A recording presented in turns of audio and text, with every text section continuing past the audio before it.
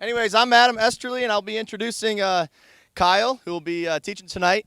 And we are doing our last evidence series teaching. So this will be part 4 of 4. If you guys remember, Ian gave a little bit of an intro to evidence and why Christians need to have evidence for their beliefs, or why they should at least. And then Todd talked about problem of evil and the problems that brings for Christianity. And then I taught on prophecy last week. And this week we're going to be talking about all sorts of different cool arguments and how Christianity and the Christian worldview makes best sense of said arguments. So I hope hope you guys will give Kyle your attention, because it's going to be a good one. On that note, it can be a little complicated at times. So I hope that you guys make use of our comments and questions line. So text that in. Corey can post that on our Facebook group. Speaking of the Facebook group, no live stream tonight. We got some pretty hairy technical issues going on, network issues. So that's not going to be up. So turn in your radios. Also, check out the PowerPoint link, though. That'll be on the Facebook page. Some announcements. And next week, we will not be having CT here, so no central teaching. So have fun doing Labor Day camping, Labor Day fun parties, barbecue, whatever you're doing. Hopefully your home church is planning to do something fun. Get with your home church peeps to figure that one out. The week after that, September 12th, will be our baptism. So our new biannual baptism stuff. So if you want to get baptized, or you're unsure if you should, talk to talk to your best friend that invites you around. Talk to your cell group people. Talk to someone that you have some trust in, and figure out what they think about that. With that being said, you'll want, if you do end up getting baptized, just prepare a testimony. 5-minute little thing about what your life was like before Christ, how you came to know Christ, put your trust in Him, and what your life has been like since. And then we'll hear a bunch of testimonies, and then we'll do some baptisms. So even if you're not getting baptized, or if you've already been baptized, of course, come on out anyways. We're going to do a cool potluck, and going to be able to hear lots of testimonies. It's a very edifying time. So come check that out 2 weeks from today. Without further ado, I'm going to bring up Kyle. I'm going to pray for him here, and then we'll get started. Lord, I thank you for a awesome night, awesome weather, as opposed to what it was looking like, and especially yesterday. Thank you that we get to meet outside and enjoy our summer. Thank you that school's back in session, and I pray that we can be meeting more people on campus, and that we can have an enjoyable combined college group meeting here on Tuesday also. But I pray that Kyle will speak clearly, and that you will help him answer the questions that are coming in regarding these rather awesome arguments of why we should believe in you, why we should believe that you exist. So I pray for an awesome time tonight. Amen.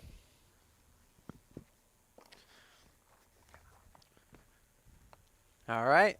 Thank you, Adam. Welcome, everybody.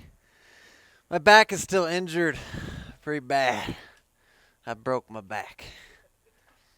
This was last week, doing some ill-advised exercises. So, that's why I look like a decrepit old man up here. I'm making my way towards actually being a decrepit old man, too. I turned 30 not too long ago. And that's, the body starts shutting down bit by bit.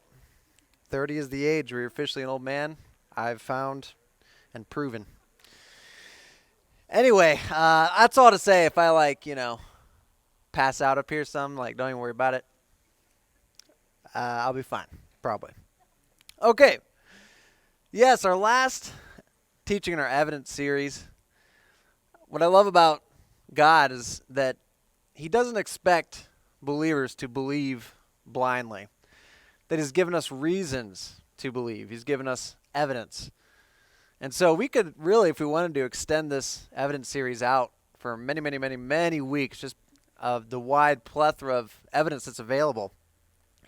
But we don't have time for that. We want to get back to the Bible directly, as soon as possible.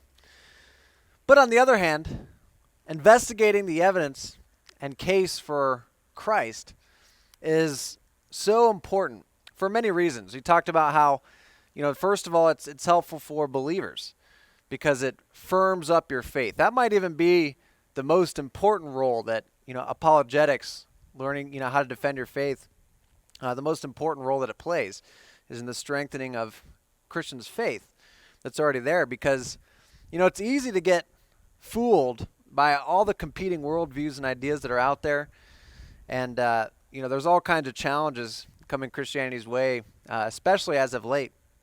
And so it's important that we be able to defend ourselves and also, be able to protect ourselves from falling away and falling captive to false ideas. But it's also helpful for the skeptic, for the unbeliever. It's refreshing often, to find for the unbeliever that there is evidence, that it's not just, one person's opinion or something, that there's reasons to believe in Christ.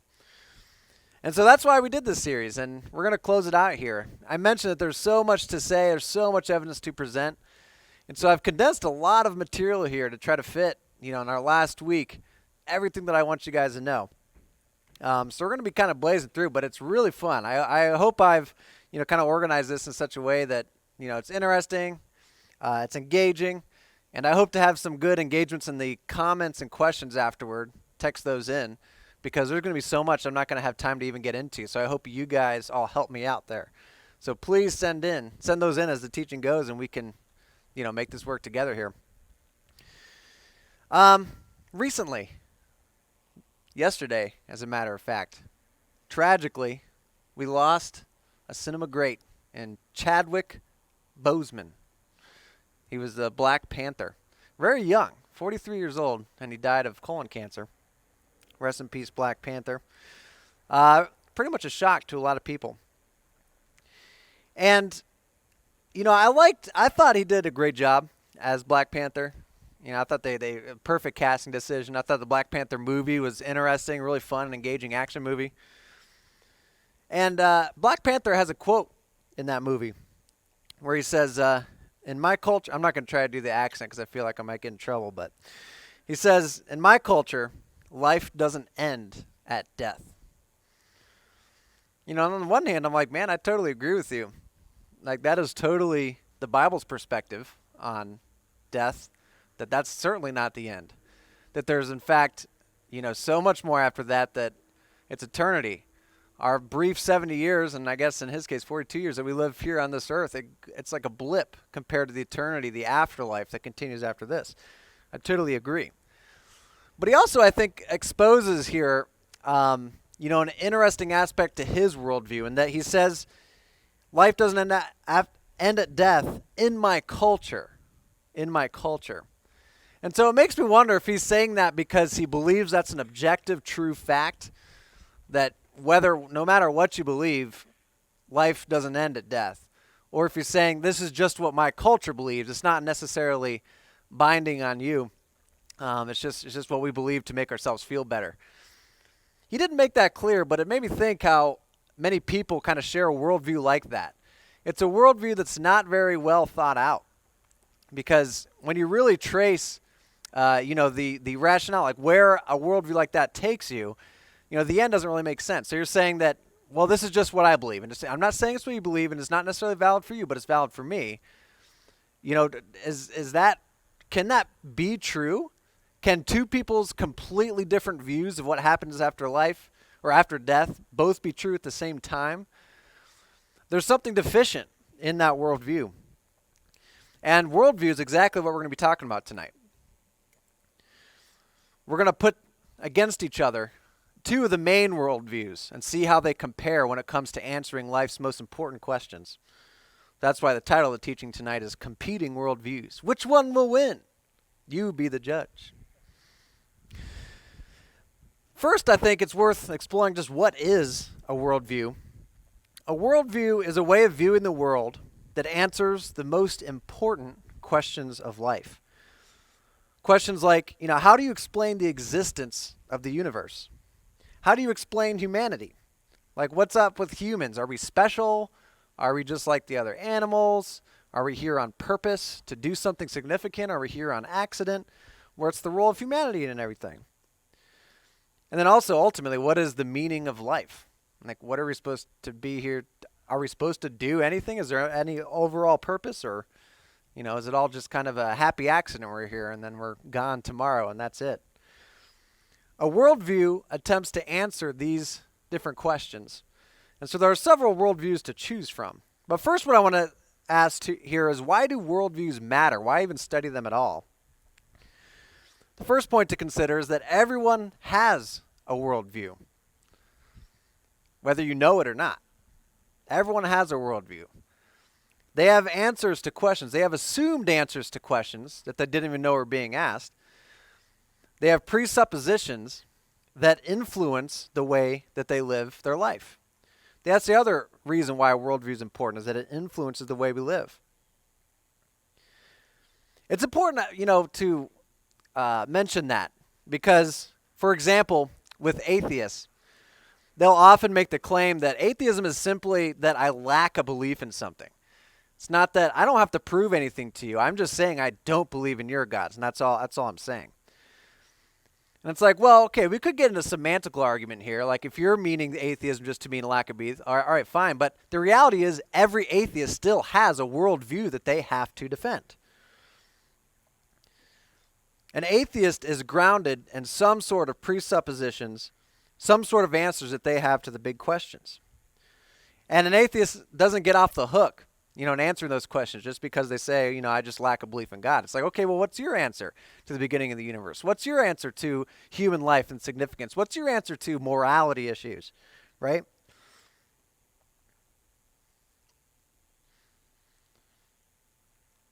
And then ultimately, worldviews matter because they have eternal ramifications. There's no more important question that you could ask in life than, is there something greater than myself?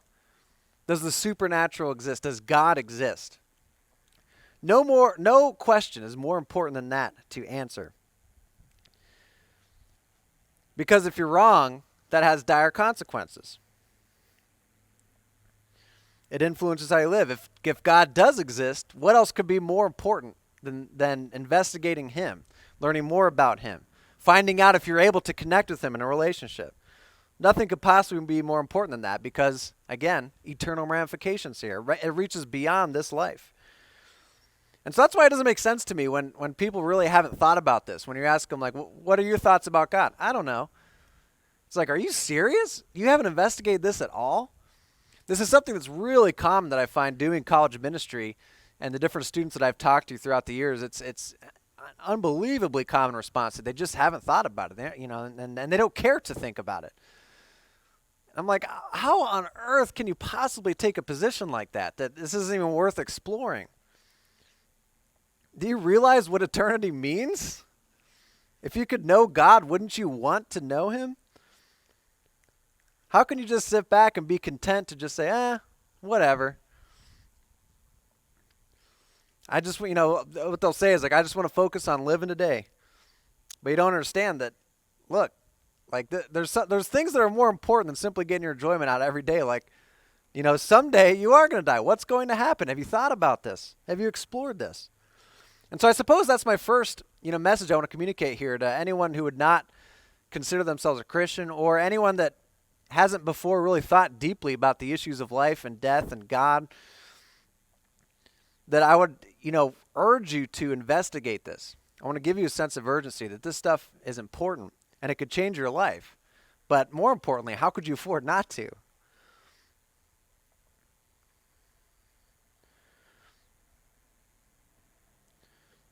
Anyway, the two worldviews that we're going to pit against each other are the atheistic worldview, which is sometimes called like naturalism or materialism. It's the idea that, there is no God, that all that there is the fundamental natural forces that are here in the universe. That's it. There's nothing supernatural. This universe is all there is. That's one worldview. And then the other worldview will be biblical theism, which is the worldview promoted by God in the scriptures. Which one answers the questions in a more satisfying way? There are lots of other worldviews we could be discussing also. There's a worldview like Post-Modernism, which is basically a worldview that says that there is no such thing as truth, that whatever you believe is true for you and what I believe is true for me. But I find, as I was studying here, putting this together, that it's a worldview that really can't compete, and it's not designed to compete with some of these other worldviews because it doesn't even attempt to answer the big questions. It just kind of throws, their hands up in the air and says, well, whatever. There is no truth. No one can know anything. But the reality is most people who, say things like that, what's true for you is true for you, true for me, they often actually, when you get down to it, fall more in an atheistic worldview. Because when pressed about it, like, no, I'm not saying what's true, what's true for you works and what's true for me works. I'm not saying that. I'm saying what do you think is actually objectively true no matter what people believe? Like, well, I can't say. Come on. Well, I guess, ultimately we're just all going to die and that's it, But it's good to have a, belief system or whatever. Okay. But they'll often fall under the umbrella of atheism. So I think that is a more, prudent thing to kind of attack here is this naturalist worldview that this life is all there is, YOLO. You could call it the YOLO worldview, right? So let's see how that competes against the Bible. I want to also clarify something else real quick.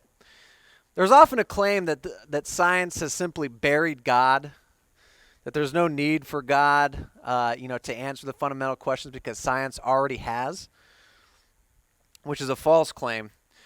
I actually remember taking a philosophy course in college, and there's this guy there who is like a super ardent atheist, and I would go head to head with him like every day in class basically, and I had a blast with it.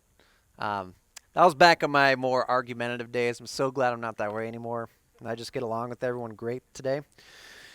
But back then I would argue with this guy a lot. Anyway, I remember there was one class where, the teacher was going on about some philosophical thing or another, but the atheist guy finally, throws his hand up, and she calls on him, and he's like, I don't need all this philosophy crap. I just believe in science. That's all you need. You need science, and that's answered all the questions. Science is the only way to know anything. And so you're trying to use non-scientific ways to try to explain the universe and stuff, but no. Science is the only way in which we can get real knowledge. The problem with a claim like this is that claim in and of itself is not a scientific claim. It refutes itself. The claim that science is the only way for us to know anything, there's no way to test that. There's no way to apply the scientific method to that. You can't take that in a lab. That's a philosophical claim that science is the only way to get knowledge and to know anything. It's self-refuting. You just busted yourself, dude. And so the teacher responded to him in a similar way, how can you prove that? All she said was, how do you know? You can't really, he had no way to respond to that. That's just what I think. Boom, just move on. There's nothing else to say. So to say has science buried God, has science answered all the questions is a ridiculous thing. Of course not. Science, answers what we can test, take through the scientific method and things like that. But all kinds of knowledge comes from outside of science. History is another great example. The fact that Abraham Lincoln existed. We have all kinds of evidence to believe this, but you can't test that in a lab, right? Anyway, the idea that, we just need science and that's it is self-refuting and makes no sense. All right, the first major question that we want to explore, pitting these two worldviews together, is the question of the origin of the universe, which essentially is, why is there something rather than nothing? Big question. That's an all-encompassing question. There are two camps on this. There's the intelligent design camp, which would be, in the biblical worldview that the start of the universe, someone started it, and that someone was God. There was a designer who designed it, set it in motion, and that's why you see the appearance of design. That's why there's something rather than nothing, because something outside of the natural universe created it. The other camp, then, the atheism camp, would say that the origin of the universe can be explained by natural means. Natural forces came together to produce something out of nothing. Those are really the two competing ideologies on this. For the longest time, this is what scientists said, and atheist philosophers said, that simply the universe has always existed. We have an eternal universe that has always been there. There was no creation of the universe. Famous atheist Bertrand Russell said that I should say that the universe is just there, and that is all. Okay, dude. It doesn't really explain, what's going on very much, but, that was the prevailing belief. Basically universally by atheists. Until, of course, the 19th century, with the discovery of something big, appropriately titled the Big Bang. In 1965, two researchers named Arno Penzias and Robert Wilson, they were trying to set up basically a radio tower to communicate with another radio tower many countries away. But they kept hearing static. And it was like, just a continual like sss. And so these poor guys spent weeks like cleaning and re-cleaning this radar dish, like thinking there's something wrong and taking it apart and putting it back together. And they thought it was like birds that would secretly come back to nest when they were walk away and stuff. Like it was driving them crazy. Until eventually they realized this noise was coming from outer space. And they were detecting it in many other countries too at the same time. They found that this radio static is actually the background radiation left over from the moment of creation, the Big Bang. The Big Bang was theorized, well before this, but this is where there was real scientific empirical evidence now for the Big Bang. They could measure now not only that there was a Big Bang, but how long ago it happened. And so best estimates put the Big Bang at 13.7 billion years ago. Right there we have a point of creation of the entire universe. Another, evidence to support the Big Bang that came to bear is the second law of thermodynamics, which basically says that the universe is slowly running out of usable energy. And so that means if the universe had existed forever, then how on earth does it still have energy left today? If you can go back and back and back forever and ever and ever, eventually that energy would have died out long before we got to now. So there must have been a point where there was lots more energy, and so there's less now because there was a point of beginning. There was a Big Bang.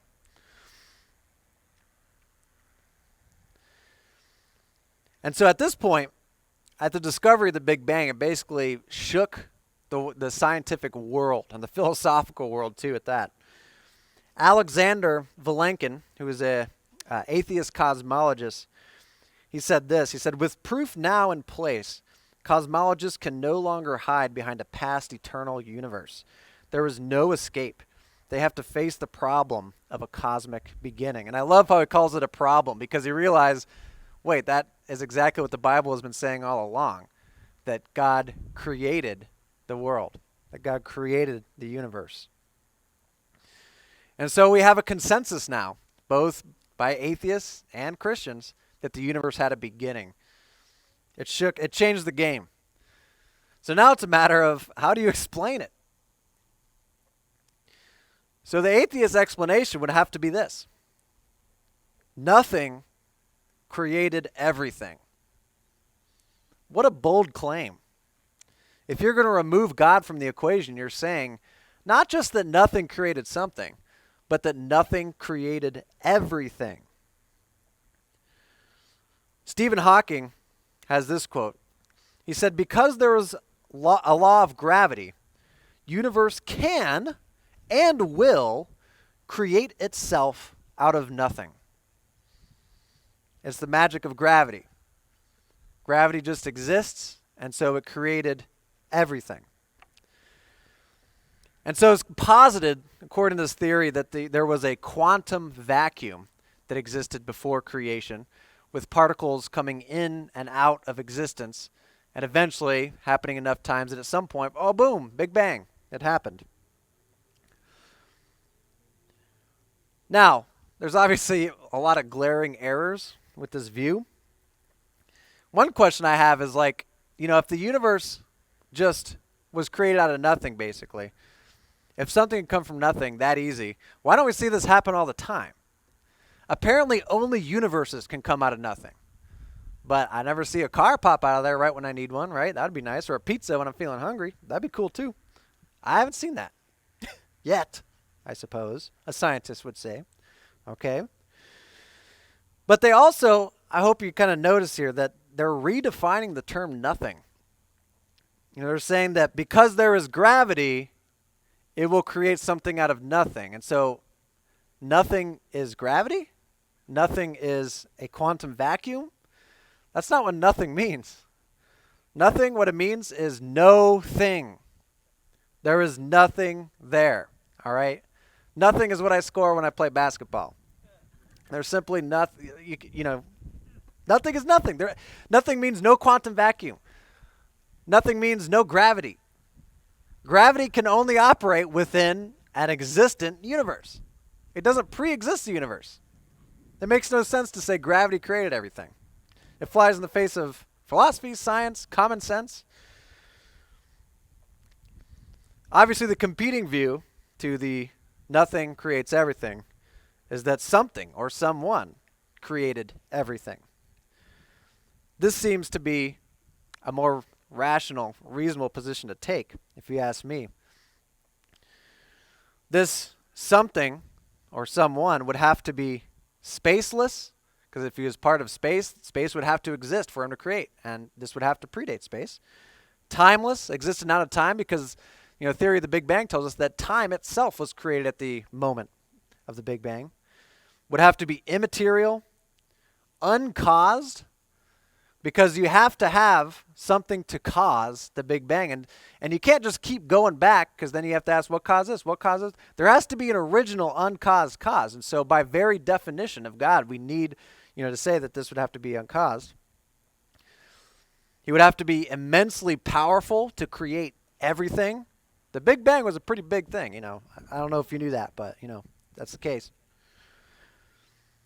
And then this God would have to be personal, relational. This would have to be someone that made the decision to create and create it in such and such a way. Made the decision to create. And so with all these things that we would need for someone to create and start the Big Bang, you're getting awfully close to the God that is described in the Bible. There he is. Atheists often fall back on a common objection. Okay, so then what caused God? What created God? Right? Have you guys ever heard that question before? I've heard it about 1,000 times. And I get why that question would be asked. But here's the problem, is that we agree that something has had to exist forever, because it's simply impossible to have something out of nothing. Something had to exist forever and had to be the first uncaused cause. You simply cannot have a cause without something causing it. So there has to be an original causer. By definition, you need it philosophically, logically, rationally. It has to stop somewhere. And so by definition, that is God. And so it's like asking, what caused the uncaused cause, though? It's like, that's just a nonsensical question to ask. It's like holding an apple and be like, why does this apple so much? Because it's apple. I don't know what to tell you, It's just apple. Anyway, so that's the cause of the universe. But getting more, even beyond just the cause of the universe, there's a lot to think about just in terms of the way that our universe is, how it works. And this argument is, commonly called the fine-tuning argument. It's the idea that our universe appears to be designed and finely tuned to allow for the existence of life. So we have many different universal constants. These are constants that are set precisely to a certain degree that if they were changed even in the slightest bit, life would be impossible to emerge in the universe. In my PowerPoint here, I have a list of many of these constants. There's more than 30 of them, and some estimates go even beyond 50. But, you have the constant of the speed of light. If the speed of light was any different, life couldn't evolve. Life couldn't exist. The low entropy condition, Planck's, gravity, the gravitational force, the gravitational constant is set precisely. If that gravitational constant was changed anyway, if it was any stronger, then the Big Bang would happen and immediately it would collapse in on itself. No planets, no galaxies, no nothing. If that gravitational constant was any weaker by the slightest degree, then the universe would, the Big Bang would happen and everything would spread out across space, and there would be no way for galaxies to form, there would be no way for planets to form. But every single one of these many constants are set to such a precise degree that it cries out for a tuner, a fine tuner, who set them that way. Let's look at some examples. So the gravitational constant is set to a precise degree of 1 in 10 to the 60th power. That's how precise it needs to be. That's a 1 with 60 zeros next to it. If you subtract 1 from that number, then gravity is not strong enough. If you add 1 to that number, that 1 with 60 zeros, then gravity is too strong. It's set to such a precise degree. Any change from that number, 1 to the 10 to 60th power, means no life is possible. Once numbers get so big, you just start have to using exponents. And it starts getting like you lose track of how big a number that is. So I have some examples of what these chances look like. So, okay, the gravitational constant set to 1 to the 10 to the 60th. Your chance of getting struck by lightning is 1 in 10 to the 6th power, right? That's a 1 with 6 zeros, which is like what? A million? 10 million? Something like that? Yeah. Something like that. I mean, not a very great chance of getting hit by lightning, but a better chance, than, the gravitational constant working out for life. Anyway, your chance of getting killed by a shark is 1 in 10 to the 7th power. Your chance of winning the Mega Millions jackpot is 1 in 10 to the 8th power. The number of cells in the human body, that's 10 with 14 zeros in front of it. 1 in 10 to the 14th. How many seconds have existed in the universe so far? How many seconds, if you were going to go back by seconds, all the way to the birth of the universe? That's 1 in 10 to the 20th power seconds. The number of subatomic particles that exist in the universe is 1 in 10 to the 86th power. That's why, like, the exponents, they increase exponentially.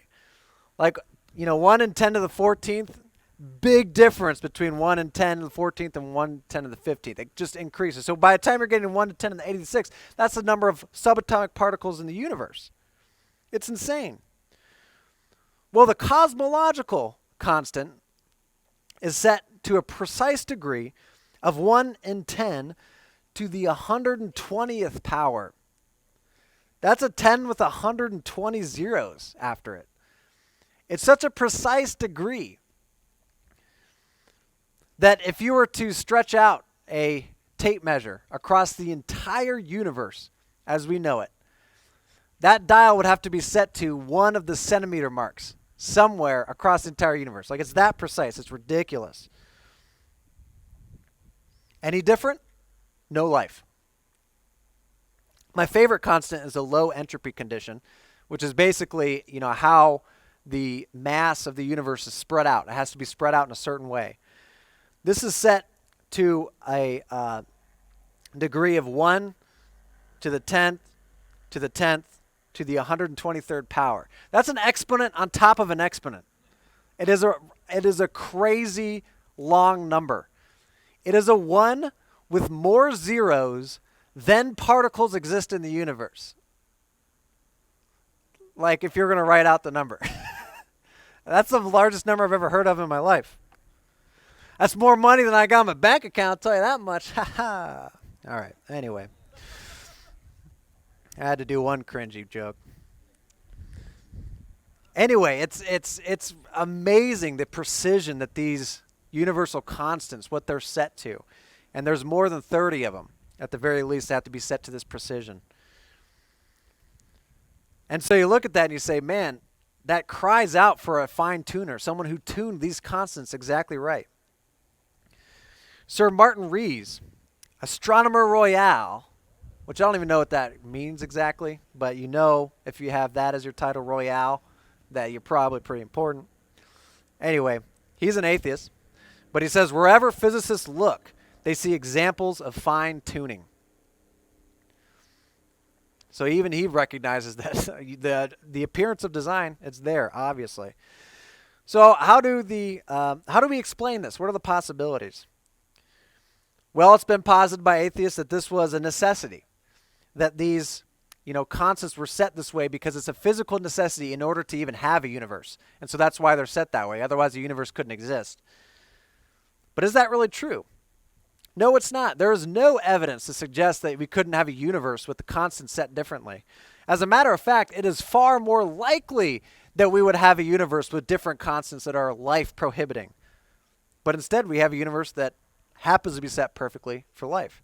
There's nothing scientifically, philosophically posited ever that would suggest physically we need these constants set a certain way to have a universe. Well, were they set by chance, perhaps? That's another thing. We got very, very, very lucky.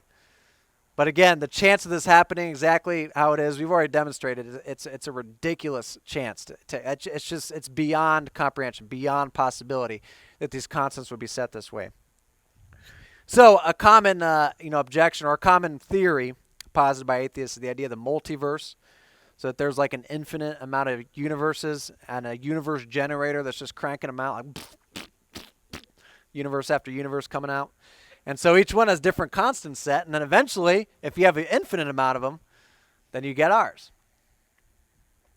Now, there's obviously problems with this. First of all, there's no evidence to suggest the existence of a multiverse, obviously. But it also if you follow the logic there, it gets kind of ridiculous. If there's an infinite amount of universes, that means there's an infinite number of ways that atoms could be organized. There's an infinite number of universes where life sprang up. There's an infinite number of universes where there's humans. There's an infinite amount of universes where you look just like you in the same way because your atoms came together in that way. It also means there's an infinite number of universes where you are the president and you're married to Scarlett Johansson at the same time.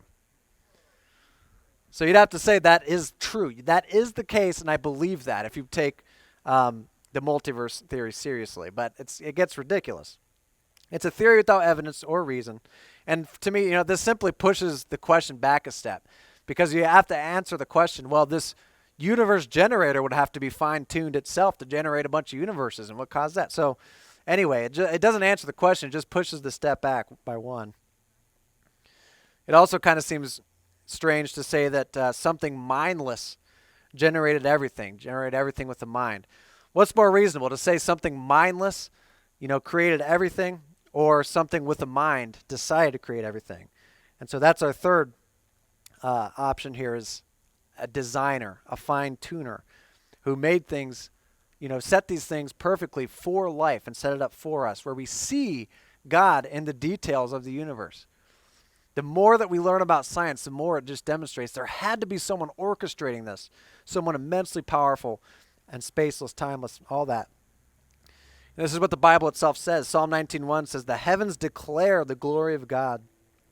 The skies proclaim the work of his hands. Day after day they pour forth speech. Night after night they reveal knowledge." So we can see God in the natural world just by the fact that he's designed it.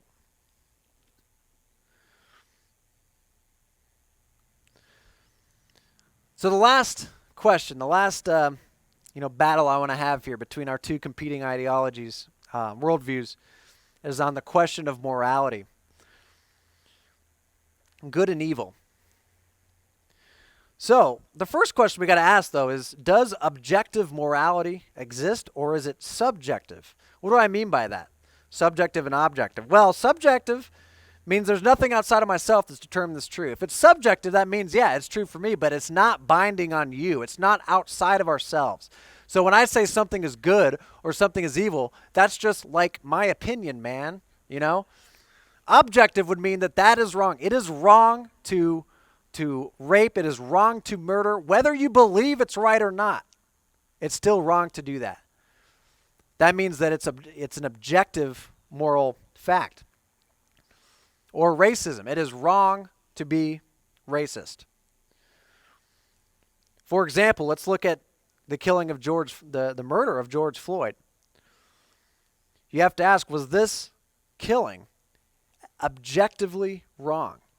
Or is that just opinion? Is that society's opinion? The problem here is that if we say that morality comes from ourselves, that we have to decide right and wrong, and there's nothing outside of us, we can't say that the killing of George Floyd was an objectively evil, wrong thing that occurred, if it's subjective. But there appears to be, no one would look at that and say that that was a good thing that happened. There seems to be a consensus here that there is true evil, that there is true good, regardless of what you believe. Even among people who are not Christians. This is what has been so completely mind-blowing to me, is looking at this culture and how incredibly moralistic it is. That there are clear ideas of right and wrong. There's some disagreements here and there, but even people who would, admit that they don't believe in God would say that that is an objective wrong, racism. Or that is an objective good, sacrificing, taking an old lady across the street.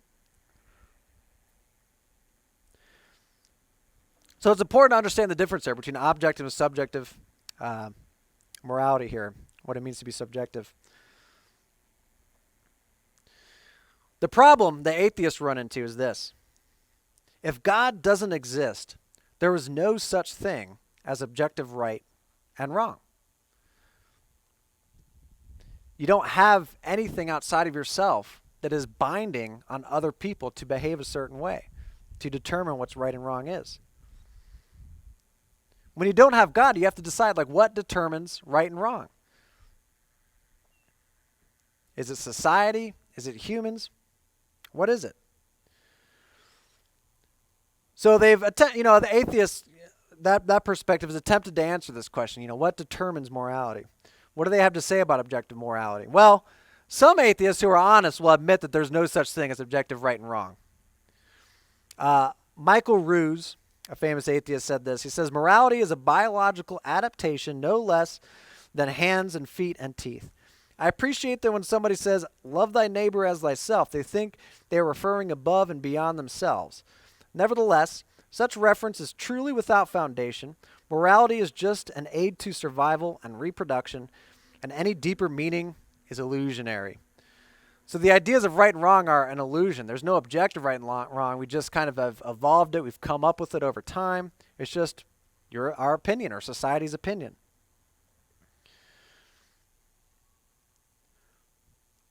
But the problem is, though, it's tough to live consistently with that view. Can you consistently say, I'm an atheist, and also, I look at something like the Holocaust and I say, well, that was wrong. That's wrong for me. That's wrong for today's society. But you can't judge them because, they're a different culture. They have different opinions. They have different, relative ideas for right and wrong. Atheists will point to the Holocaust and say, no, that was evil. It doesn't matter what you believe. It was evil that happened. We recognize that within ourselves. It's easy in theory to say that there is no true right and wrong, but impossible in practice. Some say that morality is just a brute fact. It just is, man. That is wrong because it just is. I've actually seen this a lot on Twitter. A lot of people kind of follow this, that, why do you, I've seen Christian stuff asked, why do you think that that's wrong, what that happened? It just is. Use your common sense, man. But again, that just is giving up on the question. It's not answering the question, right? It's like if you were to come to your house and there's 500 cats inside your house. I would naturally want to ask, how did these cats get here and how can we eliminate them as soon as possible? But, it would make no sense for someone to say, look, these cats are just here, man. They're just there. Just accept it. How about no? How about shut up? So again, it just simply doesn't answer the question. Well, objective morality was evolved. It's been posited that, through evolution, we've developed a sense of objective morality that's true, for the preservation of our species. But the problem with evolution is that by very definition, what it means is change over time. Change over time. That means morality is subject to change. What we think is right today is not necessarily going to be right tomorrow. What we think is wrong today is going to be wrong tomorrow. But will an atheist honestly say that, in years from now, maybe racism isn't wrong anymore? No, we can't live consistently. They can't live consistently with that view. Evolution is also based on the idea of survival of the fittest. And so, you'd have to say that what is moral then is what promotes the well-being and, general health of society, human flourishing. If you're going to live consistently with that view, you'd have to look at something like the Special Olympics and be totally disgusted by it, that they would promote handicapped people who could potentially spread their genes and weaken the human race, right? That's the idea of eugenics that some atheists have posed, over the last couple centuries to a lot of suffering and evil. Like, what about altruism? What about sacrificing for someone when it's not in your best interest? People agree that that's a good thing to do. Evolution can't explain how we got those morals. So evolution doesn't answer that question.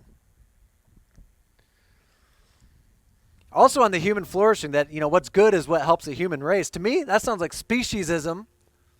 Why should we be any more better than dogs or cats if we've just simply evolved that way? Why is what's moral is what just helps our race, and that's it? The atheist has a really hard time describing why humans are so special. They're basically not. They're just evolved primates. But we have a sense inside that there is something special about humans, that we're not like animals. We recognize that for me to kill my cat, which I would never do, I promise that's mean and terrible, and my cat I have somewhat of affection for it. But we recognize if I were to do that, that would be not quite as bad as me killing my wife. We recognize that there's a big problem there.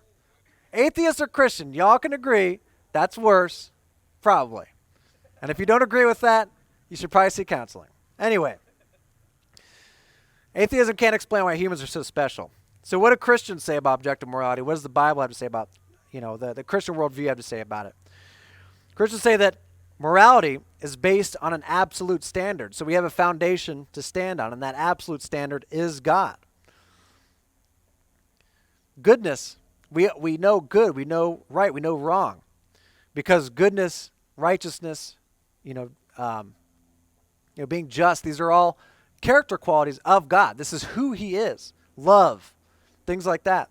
And so God himself is the standard. We have an objective standard. It's the best standard you can possibly have.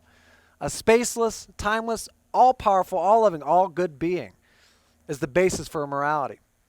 And so now morals aren't arbitrary. It's not like that's evil because that's my opinion. That's evil because that's against God's very character, against his very nature. It also gives us a basis for human dignity. Genesis 1:26 says, God said, let us create mankind in our image, in our likeness, so that they may rule over the fish in the sea and the birds in the sky, over the livestock and all the wild animals and all the creatures that move along the ground. There's something special about humanity over the other animals, and that we're created in the image of God. Isn't this what we experience? This is affirming what we know in our hearts and what we experience, that there's something special about humans. Atheism has no answer for that.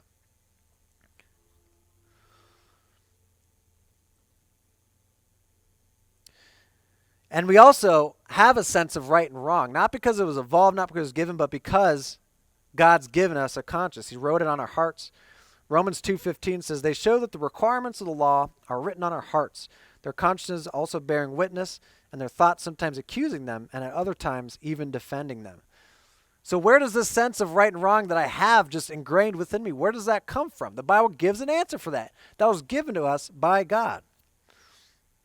So our very everyday human experience affirms the existence of God and the moral character of God too, that he is good and he is righteous and he values sacrifice and he values love. So it boils down to this, that if God does not exist, objective moral values and duties do not exist. There would be no objective right and wrong if there is no God. However, we recognize that moral values and duties do exist. When you get down to it, we recognize that. We know that there is right. We know that is wrong. We can't we can look at the Holocaust and hem and haw about it like, well, it's just what they knew at the time. Well, but when you press it further, it's like, it's wrong. Okay, it was wrong. It was wrong. I've had a conversation with someone like that, before actually, where it's like, you really look at the Holocaust, say it was just based on society, and you can't judge them or whatever. Well, yes, I guess that is wrong. Anyway, objective moral values and duties do exist. We recognize this. Therefore, God must exist.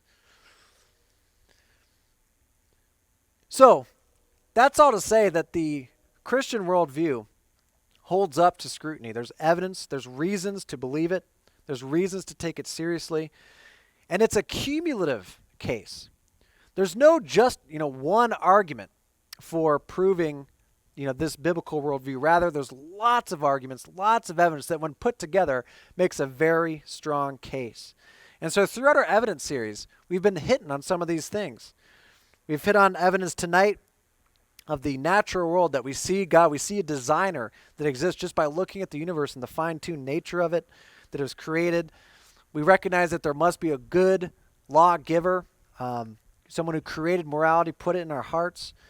And in past teachings in this series, we've looked at evidence of the Christian worldview, because everything I've posited tonight doesn't necessarily point immediately to the Christian God, although it describes him pretty good for sure. But we have to go to evidence beyond that, which is why we've had many teachings in this series. Adam taught last week about prophecy, how the Bible is unique compared to any other religious document, that it makes specific prophecies that have come true, and these are evidence-based. You can still you can verify them, compared to other religious texts which just make claims and demand that you believe them without proof or evidence. And there's lots more evidences that point to not just to a God existing, but to, Jesus Christ being his son, to the Bible being, his word to us, that we haven't had time to get into. So I recommend you look into that stuff yourselves. There's lots of great material on this. I will probably hit some of these like during question and answers if you guys, ask me about it perhaps, but we talked about some last time. But that's all to say, it builds a cumulative case for proving God and the Bible. And I love that the biblical worldview is all-encompassing. It's able to answer the toughest questions, where atheism is always having to play catch-up. And there's a new challenge to it. Like, okay, actually the universe does exist. Like, well, how do we deal with this? What about morality? You recognize it's right and wrong. How do we deal with this? But the biblical worldview that has been firmly in place for thousands of years has stood the test of time, and it still shows to be true. And so my last question for you tonight is, what will you choose? Have you thought carefully about your worldview? Are you confident in your worldview that it holds up to scrutiny? John 1, 9 through 12 says, the true light that gives light to everyone was coming into the world. This is talking about Jesus. He was in the world, and though the world was made through him, the world did not recognize him. He came to that which was his own, but his own did not receive him. Yet to all who did receive him, to those who believed in his name, he gave the right to become children of God. When Jesus himself came, all this evidence was available to the people of the time, and they were expecting a Messiah, and here he was, but they chose to reject him. Not out of logical reasons or evidence, but just because of the hardness of their hearts. They didn't want to be convinced of Jesus. And so my question to you tonight is, are you hardened? Have you made up your mind? If you have, there's nothing I could say to convince you. No evidence, no reason will convince you. But I urge you to keep an open mind. And I promise that if you do, if you genuinely want to know the truth about the Lord, he will reveal himself to you. And ultimately, at the end of that road of seeking him is then hopefully receiving him. And that's the invitation that's there for everyone, to receive him. And he's not asking for your good deeds. He's not asking you to perform and clean up your act before you know him. He's just asking it whether you're going to receive his free gift, which is there because Jesus died on the cross for our sins. And so if we receive his forgiveness and believe Jesus is Lord in our hearts, we will be saved. So I urge you to pray to him and receive Christ as your Lord and Savior tonight. I'll close down in some prayer and we'll get to some questions here. Lord, thank you for being a God of reason. Thank you for giving us evidence to believe. It is just amazing as you look out across the universe and as you apply the scientific method, as you look at you just see you and your fingerprints on it all. And I just thank you that you don't ask us to believe in blind faith. Thank you for revealing yourself to us through your word, You didn't just spin us, out into creation and then leave us to our own devices, but you gave us a blueprint for life. And more than that, you rescued us, you saved us. So I pray for anyone here tonight that doesn't know you, that they would be earnestly seeking you out and you'd be working on their hearts to come into relationship with you, because there's every reason to. And the evidence is there, if they have a mind to see it, Lord. So just pray for anyone here tonight that hasn't made that decision, that they would do that in the quietness of their own hearts. Praise things in your name. Amen.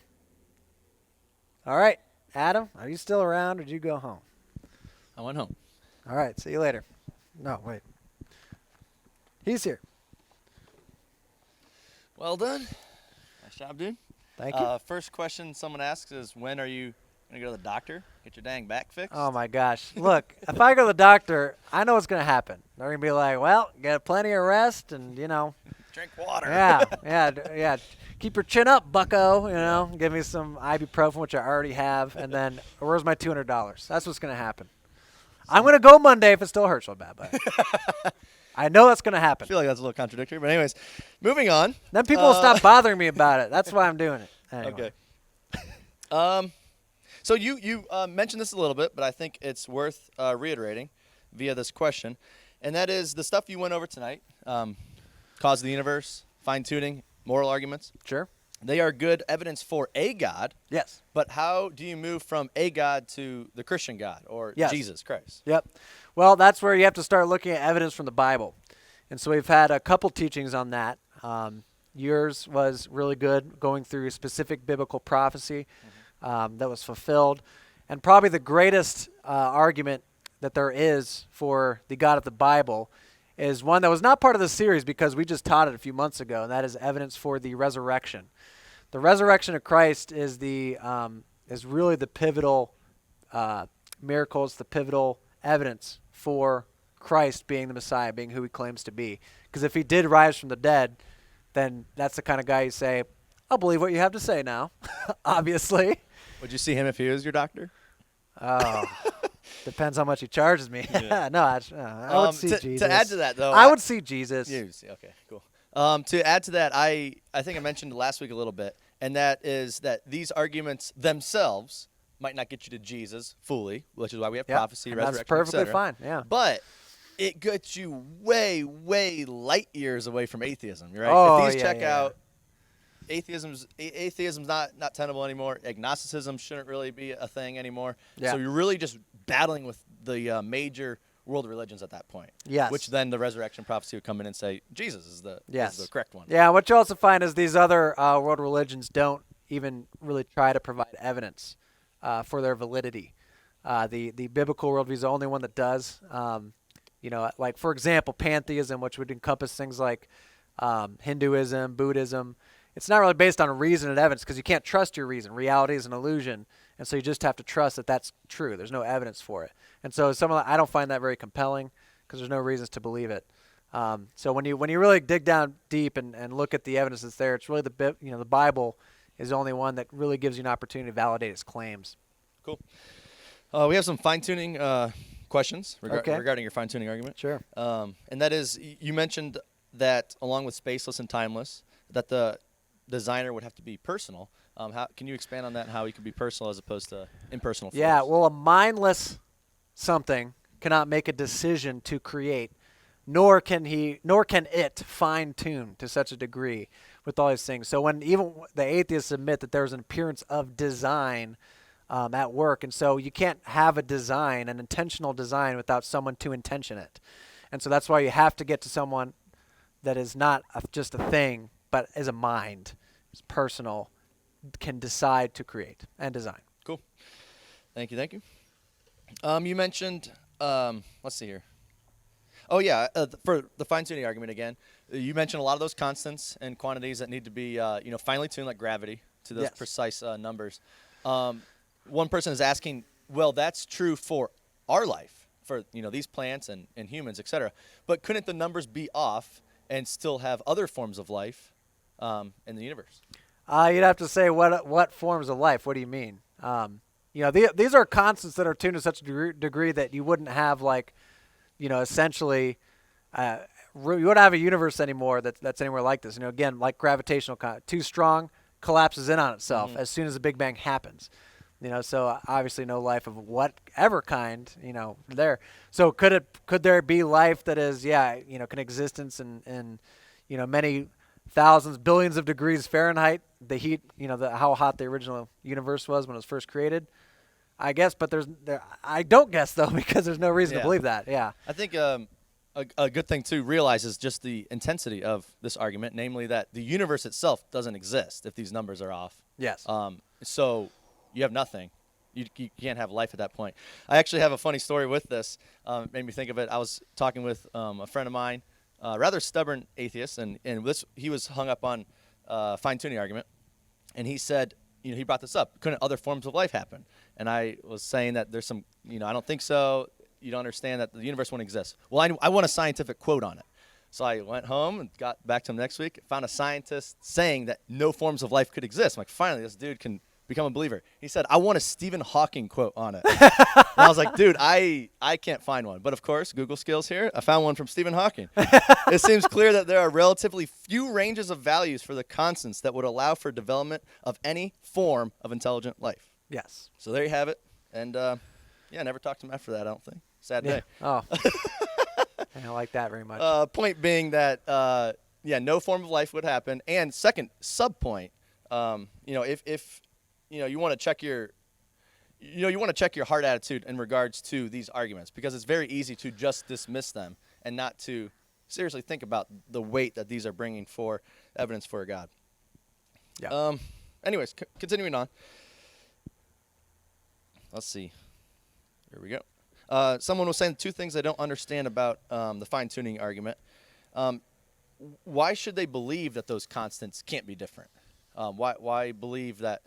Who's saying it? Where's the evidence? Who's coming up with the fact that we can't turn these dials? Yeah, that kind of goes back to the objection of, is it necessary, physically necessary for a universe? But again, I even shared a quote from the atheist that it's not necessary to have these constants in this way.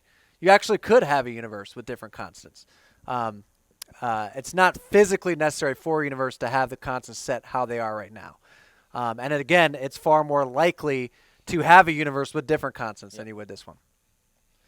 So, and also to answer the question about who's doing it, probably astrophysicist Stephen Hawking, for one, is doing it. So you could check out a book from him. Yeah. Astrophysicist, cosmologist. One thing that is very interesting to note is that the fine-tuning argument is not religious in a sense. It's a scientific fact that the universe is fine-tuned for life. Yes. So then the religious or spiritual aspect says, well, who fine-tuned it? But it is a scientific fact. It's fine-tuned, period, end of sentence, according to every scientist worth of salt, right? Atheist or a theist. Question would be, how did it become that way? Right. Where do you think worth your salt came from? I don't know. Salt's not very worthy. Okay, next question. That is weird mantra thing. Anyways. So the case for a creator is clear. My only question is, how did God come about? I think you kind of addressed this maybe at the beginning of your teaching. Yeah, the common question, who created God, right? What made God come about? It's again, just remind, because again, very common question, but it's simply God, is posited as a necessity. He is, by very definition, he is uncaused. And so to ask, what caused the uncaused cause is a nonsensical question to its core, because we've already posited and demonstrated that you need a first uncaused cause, because you can't create everything without something to create it. That's just what we know. And so since there has to be an uncaused cause, that is our definition of God. Yeah, and to add to your point there, having an uncaused cause or something eternal is also not religious and well established by atheists and theists. Yeah. And that the only difference is the atheists, like Bertrand Russell you quoted, says the universe has always existed. Or the quantum field has always existed. Yeah, so forever. everyone notes that something has always existed. The atheist says the universe. The Christian says God. Science says the universe hasn't existed forever. So I'll let you figure that one out, how the atheist can still hold to that one. But moving on, you mentioned that the universe is 13.7 billion years old. You're in your first argument there. How do you reconcile that with the Bible that says it's 6,000 years old? Oh, well, I'd have to say, first of all, what verse doesn't say the Earth is 6,000 years old? You won't find that in the Bible. That the 6,000-year-old Earth or universe theory was actually developed by some monk in the early, 1,000, something like that. It's pretty long time ago, but and he came to that by looking at the genealogies that exist in the Old Testament, going back all the way to Adam. And so he's like, okay, so you follow these genealogies, do the years roughly, so the estimate is 6,000 years. But he fails to take into account the how genealogy is written back then is that they would skip. They would skip people. They would skip people that are not very prominent in their genealogies and feature just the heavy hitters, the most important people. And so we have no idea how long these genealogies stretch. It might say Enoch to whatever, and in between that is 1,000 generations that they didn't mention, right? So you can't accurately put a number on the age of the earth. Another common one is, well, if it was, but the earth was created in 6 days, universe 6 days, and it all happened very recently then to get to us. But again, the Bible's not very clear that the day means a literal 24-hour period, that these very well could mean ages. So you don't need a young earth theory as a Christian. Okay. So to sum that up, you could believe that the universe is 13 billion years old and still be a Christian. Okay. Absolutely. Cool. Last question here about your moral argument, your last argument. How do you explain the kind of the changing morality of the culture? Because America or the world or humanity in general has changed its viewpoint on that's wrong and now it's okay, or that's okay, now it's wrong. Well, I think that you have certain things that don't change, like across cultures. Like obviously, it is not okay to torture a baby for fun. Is a moral quality that is shared universally, right? So there is a sense of right and wrong that is a general consensus, but it is true that differing. There are different opinions on certain things, morally speaking. The Bible's answer on that is simply sin. That there's a sense of right and wrong that God gives us, but that's been twisted via sin, and so that over time that our thinking starts to morph because we're apart from God, and we start to call up down, we call wrong right. So the Bible kind of explains the shifting morality, but for a Christian, what's moral, what's good, what's right doesn't shift, it doesn't change. We have a foundation, but when you don't have God as your foundation, your morals are subject to change, absolutely, because you don't have an absolute standard you're going by. Good.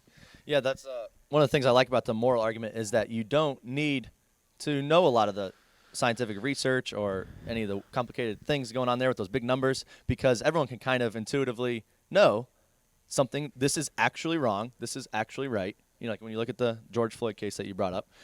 So it's very powerful in that sense where the changing cultures might be confusing, but what do you think? Do you think that it is actually truly wrong to torture a child? And if so, then you should wrestle with why is there this sense of objective morality? Yeah. Yeah. Yep. Anyways, last question that would be we mentioned that this is the last evidence series, so people were wanting to know what the next thing is. The next series? Yes, we have determined that. Our next series will be Song of Song. No, I'm just kidding. That'd be kind of crazy. That'd be fun, though. No, our next series is 1 Corinthians. So I encourage everyone to read 1 Corinthians on your own. Get more out of teachings that way. So we'll start that in 2 weeks when we reconvene. Or after baptism. After baptism. 3 weeks. Sorry, 3 weeks. Yes. So no CT next week. Baptisms in 2 weeks. 1 Corinthians in 3 weeks. Plenty of time to read up on First Core. Yep. Cool. All right. That's all we had. Thank you, everybody.